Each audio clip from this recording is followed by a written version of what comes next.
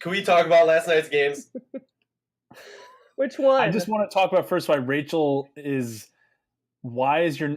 Of course, you put cuckoo clock as your name. Well, she is crazy. Because you've got a cuckoo clock going off in the middle of our recordings every single time. So I have to get my name. That is true. Disclaimer to the... Who owns a cuckoo clock? It's 2018.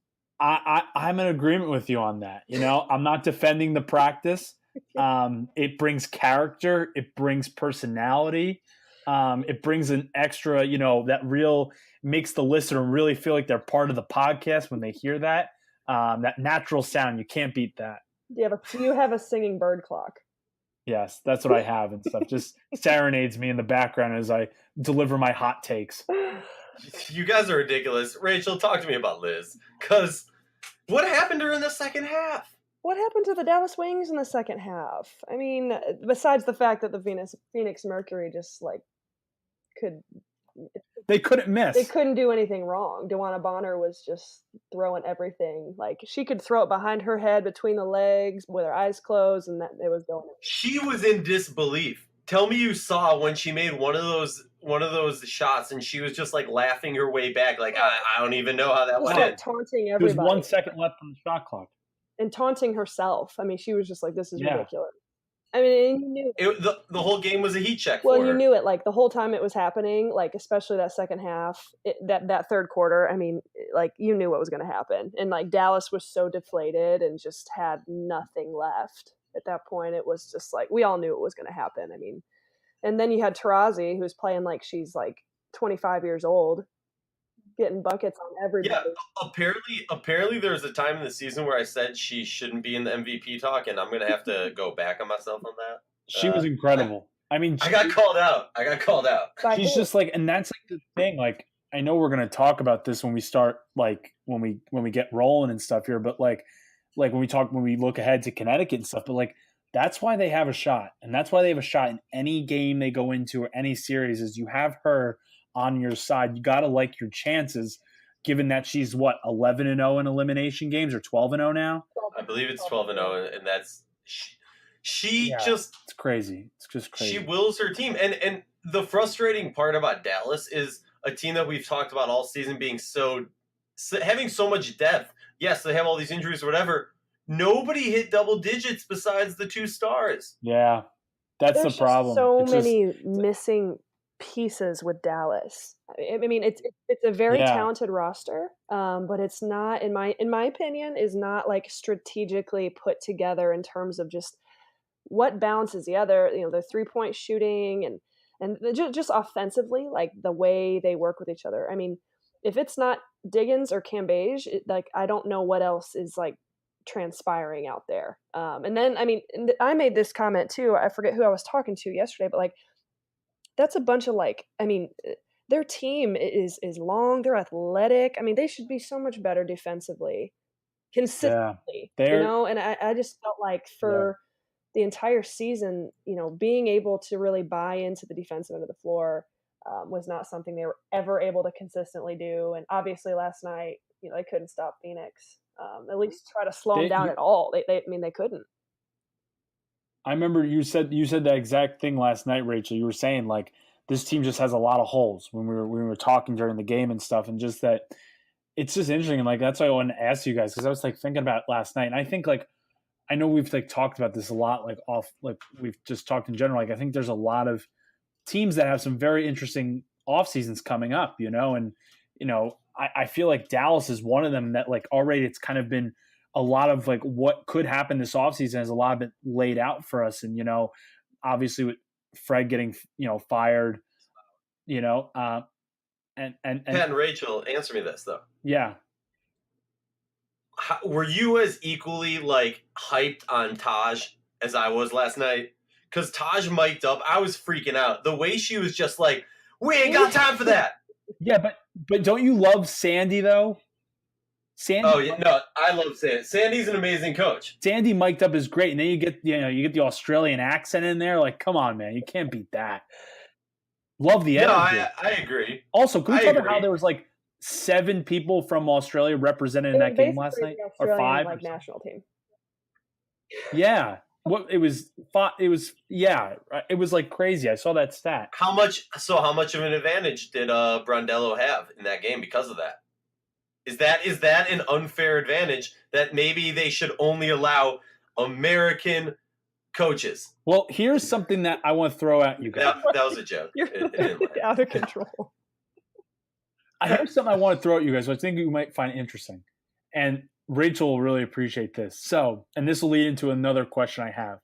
So, last night in her post-game press conference, or she said, I think it was after the game, Liz Cambage said, this is how it kind of is.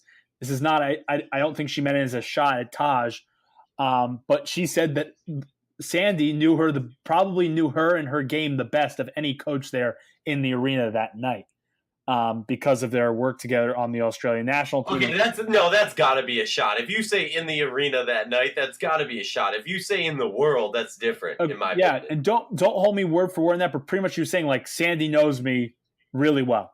And it was interesting, and that leads to my thing was that then she said last night, she was quoted as saying that she would be really interested in coming back, and obviously it has to be what's best for her and stuff, but I want to see what you guys think. Do you guys think that really, when she kind of alluded to, I guess, reopening her mind, do you guys take that seriously, or do you think it's just her just maybe like responding to like the pour out of fans and media members who have responded to her comments earlier? Like, what did you guys make of that? I think she's genuinely, I think the comments from the beginning about her really considering whether she wanted to come back or not. Listen, it's been such an emotional year for her, from technicals to her coach was fired. He like built a relationship with her for like 5 years to, even potentially get her to come back, to the technicals to like the pour out of the fans, the people that hate her, the people that love her. She's had a hell of a year. So I'm sure that it's been really frustrating. And so those comments were made at a time when they're on a 9-game losing streak and all hell's breaking loose. And so I think you kind of have to take a little bit of everything with a grain of salt. Everything's happening so fast. Everything's very emotional. I don't think we're going to know the true. I think she's meaning what she's saying when she's saying it. So like last night, you saw her when she came off the bench. She's like walking off in tears. And I genuinely believe her. I think she's like, I love Dallas. I love my teammates. I think she's awesome. Had as difficult as this year's been. I think she's had so much fun. We saw her. We saw her like firsthand at the All-Star game. She's like, kids are flocking to her. She's giving kids her shoes and autographs and just like had so much fun dancing. She was like, the queen of the WNBA this year. She brought so much love and attention to it, and I think she equally loved it as much. So I think she, like she said, she got a taste of the playoffs, which was probably, she's a competitor too. So you get a taste of playoffs. You're playing with Skylar Diggins. You guys are extremely close, and she wants a championship. I think there's probably a part of her that understands, hey, this is the greatest competition in the world. Maybe it's obviously not a ton of money. That's not going to change anytime soon. But I believe it when she's saying it. And I think it's probably, I'll make a bold prediction that it's the chances of her coming back are probably better than her, not coming back. That's my opinion. It is bold, but I think that she really did genuinely have a great year. She had a tremendous season. I think there's gonna be a lot of people really advocating for her in the off season to please come back. And to me, like Liz Cambage is someone that's got a really big heart. And she obviously is passionate about this game she loves, and I think this was a big year for her. So we'll see. I don't know.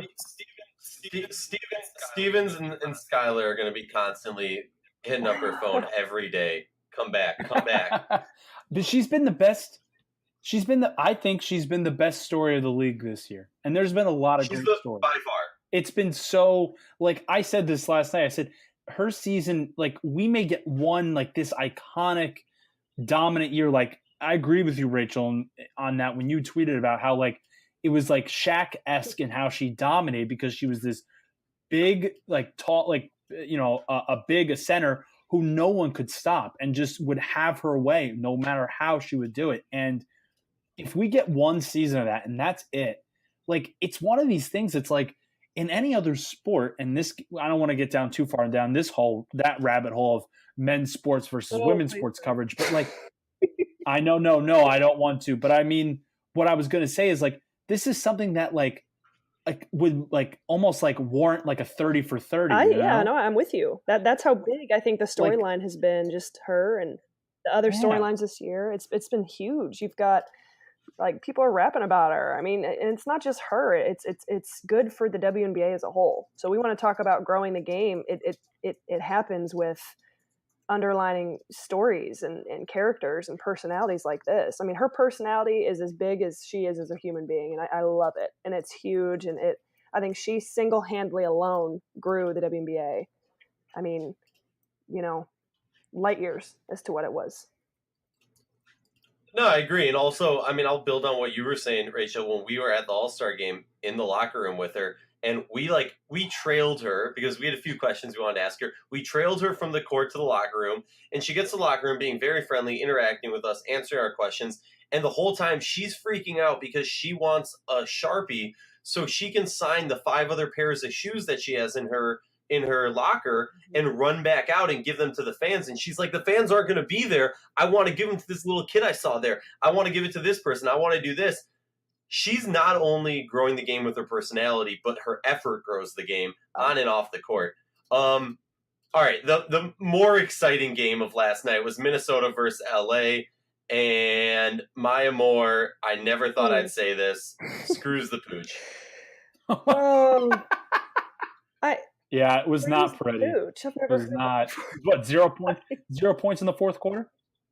Missing 2 key free throws that make it a 1-point game with like 30 seconds left. Point in the game. No, it was like a minute, and I think maybe like a minute. I don't know, whatever, maybe a minute and a half, whatever it was. But no, so they'd cut it to 3, maybe 3 or 4 times. So it's cut to 3. Maya Moore's at the line.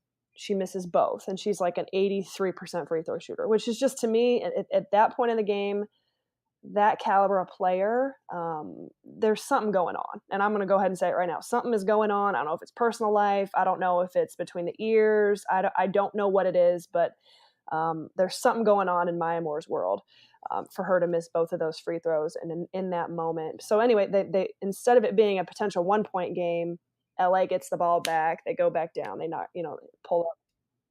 Rachel, player perspective, real quick. How much I've always been so curious of this. When people who have been players speak about it, they say it could be personal life stuff. And I'm not in any way, shape, or form implying that it could be personal life with her. What I'm simply asking you, as someone who's at that high of a level of play, do you believe like it could legitimately be personal things, or do you think it's just the hits? I think personal covers a really like broad spectrum of things. I mean, personally, she could be just struggling with exhaustion, so when I say personal, I'm not saying like some sort of like breakup or something like that. Who knows? I don't know, but I think it could be just maybe a level of exhaustion, or I'm just this is what my definition of personal is. It's a lot of different things that may be personal that just maybe we're not aware of, but to me it just I think Maya Moore is so incredible, and she is like up there in the conversation with one of the greatest of all time, or obviously at least one of the greatest who's playing right now. And at that stage, and with a minute and a half to go, and you go up there and you miss both of those free throws, I mean that's telling to me. I don't know. I think it speaks volumes. What do you guys think? Well, I agree with you, and Pat, before I let you go, for me, the whole game, I was like, okay, this is kind of how I expected it. Third quarter comes around, Sparks make that push. But there was many times during the game where I looked at the people I was watching the game with, and I said, Lindsay fucking Whalen, excuse my French. No, she hits that 3. She's feeding, beat me out, whatever. She's feeding the ball to Temmie. Temmie's knocking down her first 3-point attempt of the season. I mean, it seemed like Lindsay was there and ready to give that vintage Lindsay game to get the win. And like I said, Maya screwed the pooch. And she was flawless in the first half. Yeah, I don't know. I don't know. I don't know how to describe it. It just didn't seem like she was all there, or obviously it's not my at her best. We've seen my at her best. So I don't know. It was heartbreaking, that second half, that fourth quarter in particular, because if you're one of the greats and you're a competitor, and like, those are the moments you take over a game, and those are the moments where that clutch gene comes in, and like you rise above everything else going on, and greatness happens. And I think I even said it in one of my previews that I had a feeling that Maya Moore could go off for 30 and like hit the game winner. I mean, because that's the way we talk about Maya Moore, doing those things and being clutch like that. So it was really, I felt sad for her, that fourth quarter and that second half kind of transpired that way. But that's why we play the games, and that's why people have off games, people have off years, and these things happen. So I don't know. I was just more so, I felt sad for her, and just kind of that we weren't able to necessarily get that full Maya effect, and I'm not trying to be like hard on her. It's just, you can't miss those free throws at that point in the game. You can't. Well, and what did we see from Raquana and Chelsea? Just fucking sorry. Just my God. Just lights. I mean, this is lights out shooting. This is what happens when that will. Right, exactly. Raw and uncut. You get some swear words. Sorry. I mean, Chelsea. I thought she was the X factor coming into the game, because Chelsea's able to. Chelsea's the X factor for the Los Angeles Sparks. Yes. In general, yeah. She was just incredible. And what she's able to do, and I think, Rachel, you're kind of alluding to this, is that she's able to impact the game so well at both ends of the floor. She's great defensively. She's like a dog on the ball. And then offensively, she's the one that I think can take them from, like, this was so frustrating, is that they should be playing faster. And I've said this a lot, and like, they should be playing faster and getting up and down the floor. And I hate that they're like so much further down in their middle of the pack team in pace. Like, they should be faster, and they should be a better offensive team. And like, I feel like she's the person who can unlock that and just unleash them offensively, and just can get them up and down the floor, get them playing faster, and get them out in transition. And that's why, and obviously she can knock down threes too. So she can get to the rim. And then Raquana Williams, just outstanding, has really, I think, solidified that fifth starter spot with the Sparks through this playoff run. So, I mean, it was really impressive to see their guard play was probably the difference last night, when NECA played well and Candace. I mean, the fact that they won and Candace scored 2 points, that's unbelievable. I mean, they had 3 people score, essentially. Yeah, pretty much. That goes to show a combination of two things. Number one, I think it shows that how much better Chelsea Gray has gotten over a year, that they can have Candace have an off game and they can still win. I think it goes to too, and maybe we can go to this as we haven't really hit on, is I think it just shows how much weaker Minnesota is and how it wasn't the same team. Like, if this happened last year in the finals, LA would have gotten blown out if they had won, if they had Candace only scored 2 points. I mean, you guys know that. Like, LA wouldn't have been in that game. Was it you, Pat, that you were saying, you were like, man, because like it's halftime. Minnesota is not the same. What? Sorry, you were cutting out, and obviously I was leaving you. No, you're good. Cuckoo clock's getting a little out of control over there. Cuckoo clock, yeah, the Wi-Fi. Obviously, I forgot to pay. I was just gonna say my thing. I was just saying is that I feel like a lot of it shows that how much things have changed now for Minnesota, because if this happened last year in 2016, where Candace Parker scores 2 points in a game, LA would have gotten blown. Well, and you made the comment at halftime. I think we were texting, and you were like, "Man, like." Like, Minnesota's playing like damn near like their best basketball, as a whole at that point, with other people, Temi and people stepping up, and like LA was like still up. not right. Like up. Well, that's the thing. The whole season we've been talking about this. Minnesota's bench can't score for diddly. Temi drops 15.